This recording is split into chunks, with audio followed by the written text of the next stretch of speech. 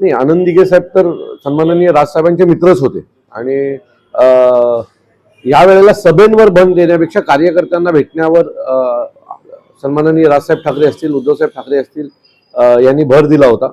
आणि त्याचाच काल एक भाग होता की सन्माननीय राजसाहेबांनी काल जवळजवळ 26 शाखांना ठाण्यातल्या भेट दिली. नक्कीच ज्या वेळेला शिवसेना मनसे एकत्र आली त्याच वेळेला चेहरामोहरा बदलायला सुरुवात झाली. आज आमच्या रॅल्यांना, प्रत्येक रॅलीला उमेदवारांच्या 500-500, 1000-1000 लोक असतात.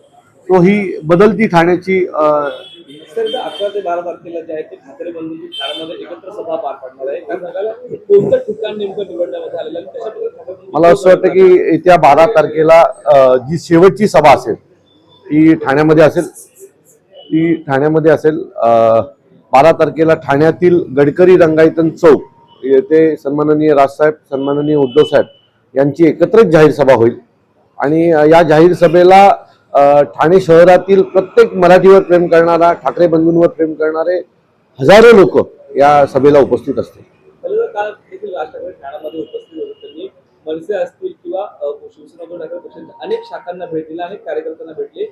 आनंद दिघेंच्या पुतळ्याला देखील त्यांनी अभिवादन केलेलं एकंदरीत. नाही, आनंद दिघे साहेब तर सन्माननीय राजसाहेबांचे मित्रच होते आणि या वेळेला सभेंवर बंद देण्यापेक्षा कार्यकर्त्यांना भेटण्यावर सन्माननीय राजसाहेब ठाकरे असतील, उद्धवसाहेब ठाकरे असतील यांनी भर दिला होता.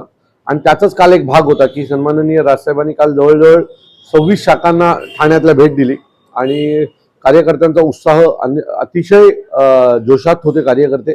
आणि लोकही सन्माननीय राजसाहेबांना जाताना हात दाखवत होते, त्यांना बघून अभिवादन करत होते. सो या सगळ्या गोष्टी ज्या होत्या त्या निवडणुकीला सन्माननीय साहेबांच्या या सगळ्या दौऱ्याचा उपयोग 100% होईल आम्हाला. कशा प्रकारचा चेहरा बोलाबद्दल कालच्या दौऱ्यानंतर एका सभेनंतर नक्कीच ज्या वेळेला शिवसेना मनसे एकत्र आली त्याच वेळेला चेहरामोहरा बदलायला सुरुवात झाली. आज आमच्या रॅल्यांना, प्रत्येक रॅलीला उमेदवारांच्या 500-500, 1000-1000 लोक असतात.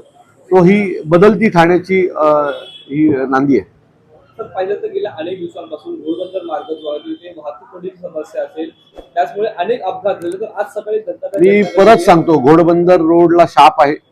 सरकारने तिथले जे घोडबंदरवरनं ठाण्यात यायला एवढा ट्रकच्या रांगा असतात की लोक नो एंट्रीतनं जायला हे करतात. कारण 4-4, 5-5 तास ट्रॅफिकमध्ये थांबणार कोण?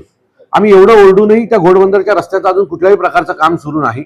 तो घाट तसाच्या तसा बंद पडलेला आहे. मला असं वाटतं की याला सर्वस्वी जबाबदार शिवसेनेचे ठाण्याचे जे उपमुख्यमंत्री आहेत तेच आहेत. आणि त्यांच्यामुळेच ठाणं डेव्हलप होत नाहीये. आता जो नवीन ब्रिज काढला तो ठाण्याच्या बाहेरनं जाणार आहे. आम्हाला काय उपयोग आहे त्याचा? जे ठाणं 15 वर्षापूर्वी होतं, जे ब्रिज बाळासाहेबांनी बांधले होते त्याच्यापेक्षा नवीन ठाण्यात आमच्या काही झालेलं नाही. ठाण्याचा वाटोळा झालेला आहे. आणि आता घोडबंदर रोडचं जे काही वाटोळा होतं ते तुम्ही सगळं पाहताय. शिंदेने देखील यापूर्वी रस्त्याची पाहणी केली होती. काम झपाट्याने नाटक असतो. पावसाळा आला की हातात थापी आणि हे घेऊन दौरा करायचा. आणि पावसाळा झाल्यावर दौरा करा ना. पावसाळा झाल्यावर तिथल्या गोष्टींवर पर्याय शोधा ना. तो शोधला जात नाही. तो ही सगळी दिखावे आहेत आणि दिखाव्याला लोक भुलतात.